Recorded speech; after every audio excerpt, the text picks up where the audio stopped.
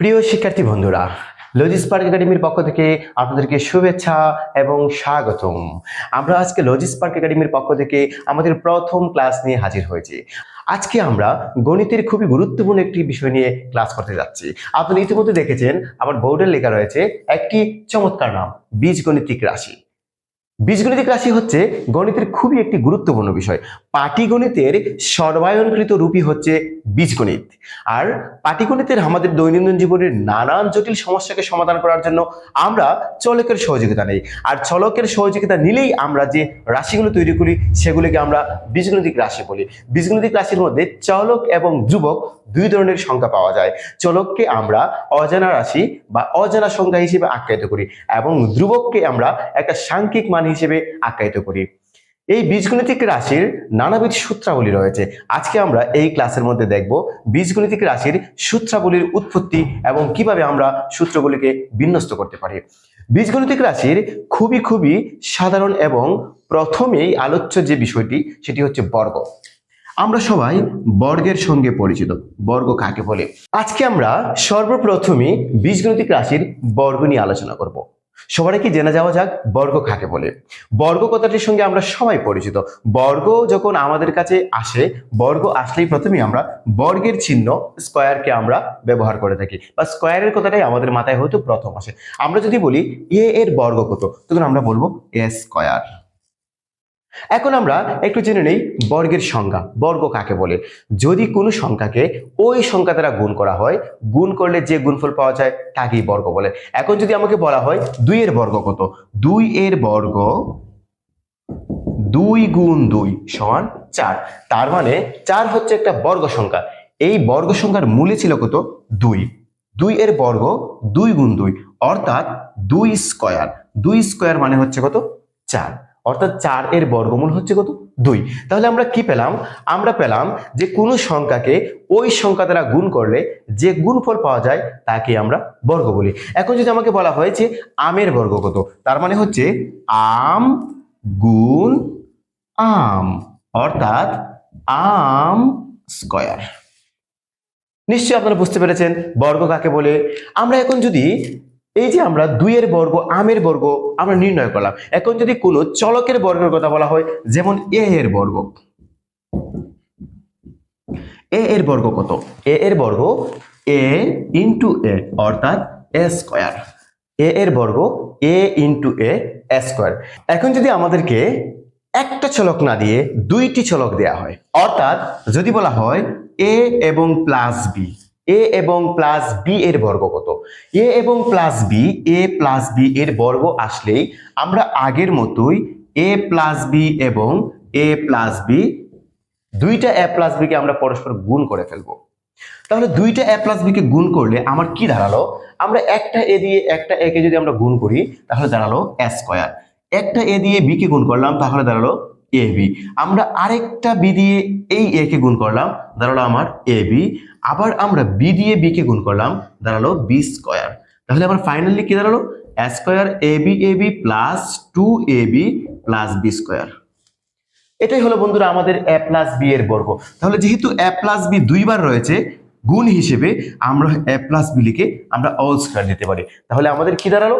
আমাদের দাঁড়ালো A plus B all স্কয়ারের বর্গ A square plus 2ab plus B square. এখন বন্ধুরা যদি আমাকে এ প্লাস বি এর পরিবর্তে এ মাইনাস বি দেয়া হয় এবং বলা হয় যে এ মাইনাস বি এর বর্গ কত, আমরা নিশ্চয়ই আগের মতোই এ মাইনাস বি এবং এ মাইনাস বি কে আমরা গুণ করব। তাহলে এ মাইনাস বি এবং এ মাইনাস বি কে গুণ করলে কি দাঁড়ালো? আমাদের এই এ দিয়ে এ কে গুণ করলে এ স্কয়ার, যেহেতু প্লাস এ এবং মাইনাস বি, প্লাস এ মাইনাস এ মাইনাস, এ এবং বি গুণ করলে দাঁড়াবে এ বি, এবং বি এবং এ গুণ করলে যেহেতু মাইনাস এবং প্লাস, প্লাস এ মাইনাস এ মাইনাস, বি এবং এ গুণ করলে দাঁড়াবে আবারও এ বি। তাহলে বি এবং বি মাইনাস মাইনাস হলো আমার প্লাস, বি এবং বি গুণ করলে হবে কি? B square. তাহলে ফাইনালি আমার দাঁড়ালো A square minus A B minus 2ab plus B square.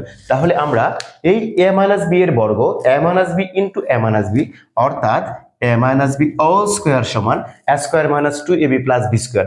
আমরা এ মাইনাস বি অল স্কয়ারের সূত্র আমরা পেয়ে গেলাম। প্রিয় বন্ধুরা, এই A plus B all square সমান A square plus 2ab plus B square এবং a minus b whole square সমান a square minus 2ab plus B square, এই দুইটা সূত্রকে ব্যবহার করে আমরা প্রায় 15টি সূত্রকে আবিষ্কার করতে পারবো।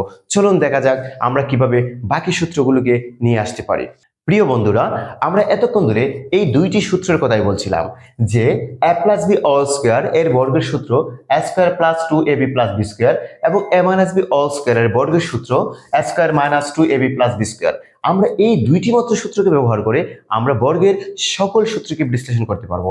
আমরা এই দুইটি সূত্রকে দুইটি সমীকরণ আকারে লিখে ফেললাম। আমরা যদি এখন প্রথম সমীকরণ থেকে আমরা একটু ব্যাখ্যা করার চেষ্টা করি।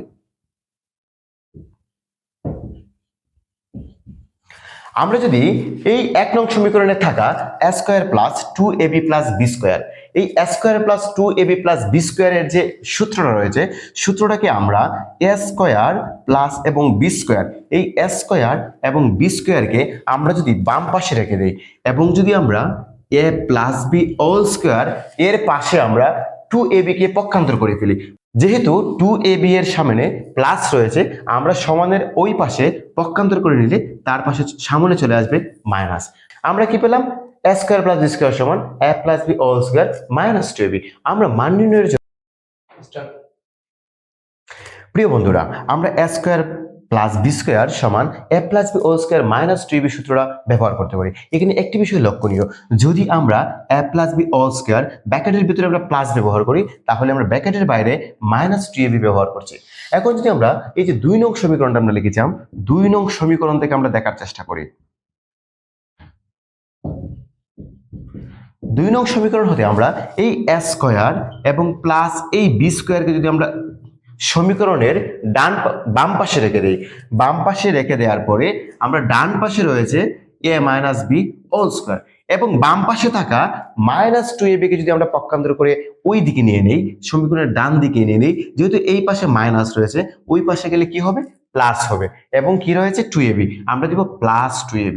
তাহলে আমরা কি পেলাম? সমীকরণটা a square plus B square সমান a minus B whole square plus 2ab। আমরা মান নির্ণয়ের জন্য এই সমীকরণটাকে আমরা ব্যবহার করতে পারি। এখানে মজার একটি বিষয় লক্ষণীয় বন্ধুরা, a square plus B square সমান a মাইনাস বি, ব্র্যাকেটের ভিতরে যদি মাইনাস থাকে তাহলে ব্র্যাকেটের বাইরের চিহ্নটাকে আমরা প্লাস পাচ্ছি। প্রিয় বন্ধুরা, এখন বলবেন যে a স্কয়ার প্লাস বি স্কয়ারের সূত্র a plus B whole square minus 2ab, আবার a স্কয়ার প্লাস বি স্কয়ারের সূত্র a minus B whole square plus 2ab। আমরা কখন কোন সূত্রটা ব্যবহার করব? প্রিয় বন্ধুরা, আমরা দেখব আমাদের অঙ্কে দেয়া মানগুলোকে আমরা জাস্টিফাই করার চেষ্টা করব। আমরা দেখব যে অঙ্কে দেয়া মানগুলোর মধ্যে a প্লাস বির মান দেয়া রয়েছে নাকি a মাইনাস বির মান দেয়া রয়েছে। যদি a প্লাস বির মান দেয়া থাকে, এই ক্ষেত্রে আমরা এই সূত্র ব্যবহার করব। যদি a মাইনাস বির মান দেয়া থাকে, এই ক্ষেত্রে আমরা এই সূত্র ব্যবহার করব। একটি বিষয় লক্ষণীয়, কখনো কখনো দেখা যায় যে a বির মান দেয়া থাকে না, কিন্তু a প্লাস বি এবং a মাইনাস বি উভয় মান দেয়া থাকে। এই ক্ষেত্রে বন্ধুরা আমরা অন্য আরেকটি সূত্র ব্যবহার করার চেষ্টা করব। চলুন আমরা সেই সূত্রটাকে প্রস্তুত করি।